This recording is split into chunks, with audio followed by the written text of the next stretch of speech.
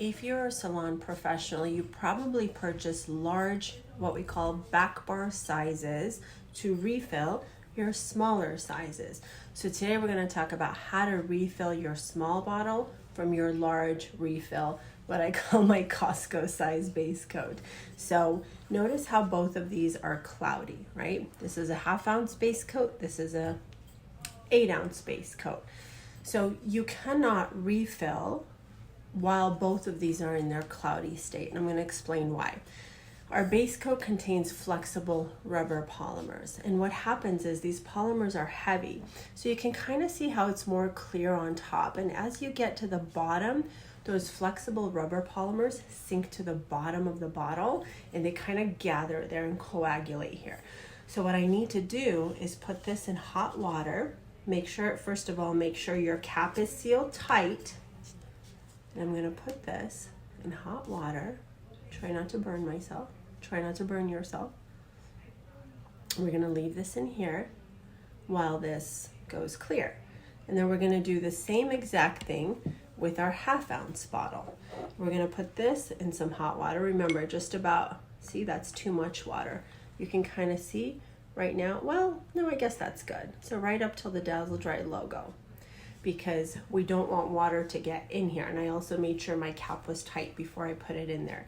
So we're gonna let this decloud and we're gonna let the refill decloud, and we'll be right back.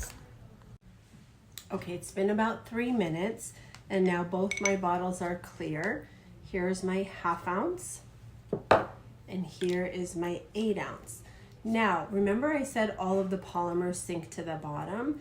This is a very, very important part that many people skip because they don't blend the ingredients properly, and it could lead to premature chipping of your manicure. So I'm going to turn the bottle on its side and I'm going to spin it in one direction. By the way, these directions are on here, so if you ever forget, you could just read the directions on here.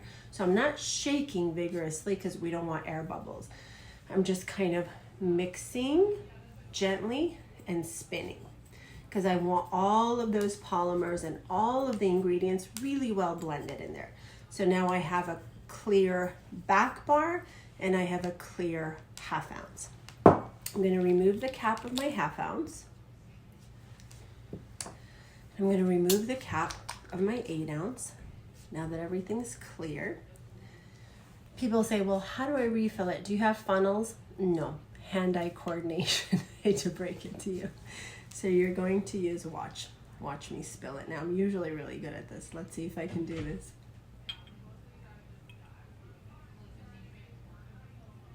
Voila, there we go. So now what's happened is I got a dribble of base coat on the neck of my bottle, right? If I go to screw on the cap, what's gonna happen, you guys? This cap is gonna get glued to the neck of this bottle. So how do you prevent that? I take my lint-free wipe and some just straight pure acetone. And without getting acetone in my bottle, I'm gonna clean the neck so that the cap does not get glued on there, okay? And I'm also going to do the same with my 1/2 ounce bottle. This is so hard to do gracefully without ruining my own polish. Kudos to all you manicurists out there who can do nails with polish on. I can't. So now that's it. Voila, that's how you refill your 1/2 ounce bottle. Let me know if you have any questions.